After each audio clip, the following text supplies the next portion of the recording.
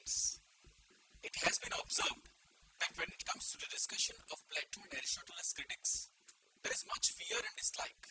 Plato's Republic and Aristotle's Poetics literally give shivers to the student. Our endeavor today is to dramatize the concepts of Plato and Aristotle to enable the students to understand their basic theory. It is our sincere effort to explain the theoretical basis of Plato and Aristotle. We hope our students will be benefited by it. Come, let's watch it.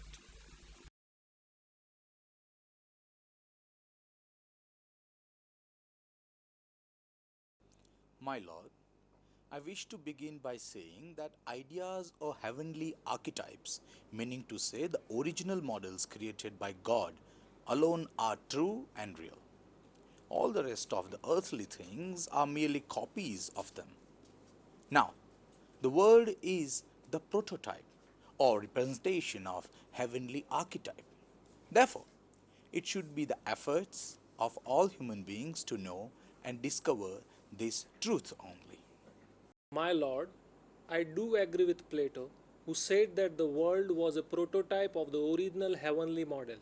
But then, even if this world and its objects are prototypes of heaven, why do we forget that God Himself created this world? My lord, Plato correctly observed that the world is transient, which means of a temporary nature. In such a world, the poet, the painter, or any other artist delight human beings by imitating this transient world and produce mere illusions and appearances in the likeness of the ideas. Let me explain. There are many tables in the world, but there is one idea or form of a table. When a carpenter makes a table, he produces a mere resemblance of this idea. Now, when an artist sits down in front of the carpenter's table to paint a picture of it, the resulting picture is a copy of something, which is itself the kind of shadow of the real object. Thus, the painting is removed 2 stages from reality. My lord, this is indeed a very grave charge against poets by Plato. The ideas that poets take to create their poetry is not an imitation, but a representation of natural object. An artist, by imitating nature, presents an imaginative reconstruction of life. When an artist presents an image, he does not copy reality as it is, but it is a sensible portrayal or presentation of reality. My lord, can my learned friend explain this charge brought by Plato? That painters and sculptors have tried to paint gods and goddesses as human beings? Which would mean that just as human beings have their weaknesses and limitations, so do gods have theirs too. Wouldn't that create a distorted image of God in the minds of common people? And is it not a folly of the highest order?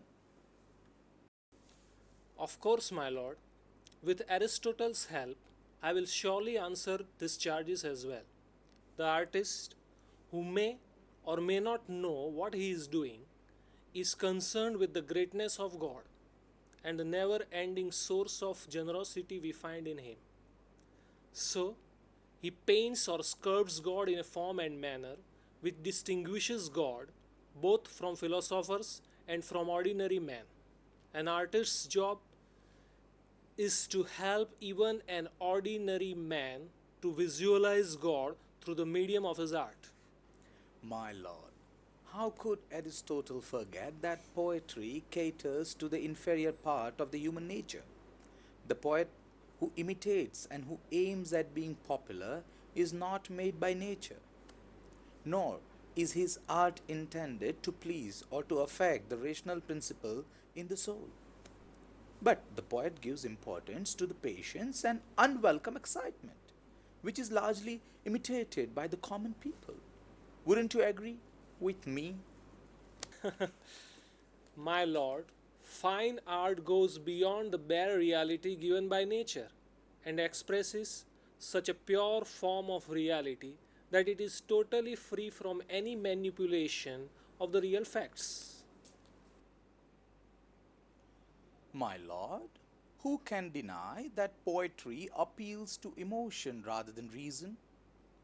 Poetry cannot safely guide us as reason does. I beg to differ, my lord. The function of poetry is to bring out the effect of catharsis. The cathartic effect purifies our emotions and therefore guides us in the lessons of life. Please! Plato correctly pointed out that emotions are a threat to intellect, and so an ideal man must try to utmost to control them in order to facilitate the creation of an ideal state. My lord, I hate to say this, but my most learned friend forgets that Aristotle defended this charge most strongly and therefore said that emotions are as much a part of a human being's life as the intellect is. No man, woman can survive or exist in this world without emotions. Let us not forget, my lord, Plato has warned us that a poet is almost like a prophet when inspired to the extreme. But one has to consider if this inspiration can always guide him on the true path. If my learned friend will excuse my saying so, Plato himself called the poet a prophet. A prophet, my lord, can always guide a human being to follow the best path in life. Who other than a poet, or as my learned friend says, a prophet, is more worthy and suitable to provide the best teachings to mankind? Teach them the correct methods of behavior and thought? So, my lord, this charge against poets and artists is truly baseless. That they have been called prophets in itself is evident of the moral power they have and the authority they exercise on the minds and souls of people. Your Honor, as Plato had clearly pointed out, poets, painters, sculptors, and all other artists should be banished from the ideal state. They are detrimental to the growth of society and will lead the people to wrong paths. My lord, if we do what Plato has suggested, then we run a great risk of ruining and destroying our society. Poets, painters, and all other artists are actually the saviors of society. They provide us with a sense of beauty, a picture of nature, and most importantly, a visualization of God Himself. Only when they paint and write, we come to know the vastness and the greatness of nature. The question of their banishment does not even arise.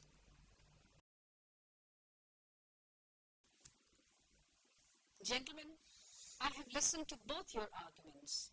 You about the unworthiness of poets, artists, sculptors, painters, and you for the greatness of all the artists, poets, painters, sculptors, everyone. To a great extent, the charges brought about by Plato against poets and all artists do appear to be very justified on the first look. But when I consider Aristotle's defense against all these charges of Plato, one tends to agree with Aristotle on the other hand. The critic Butcher has very correctly pointed out that a poet is a prophet, and he recreates and reproduces reality in a most sensible way. Poets, painters, sculptors, and all other artists are actually harbingers of peace, goodwill, inner strength, and such an immense variety of beauty that exists in this world. So I guess, gentlemen, in this case, Aristotle wins the case.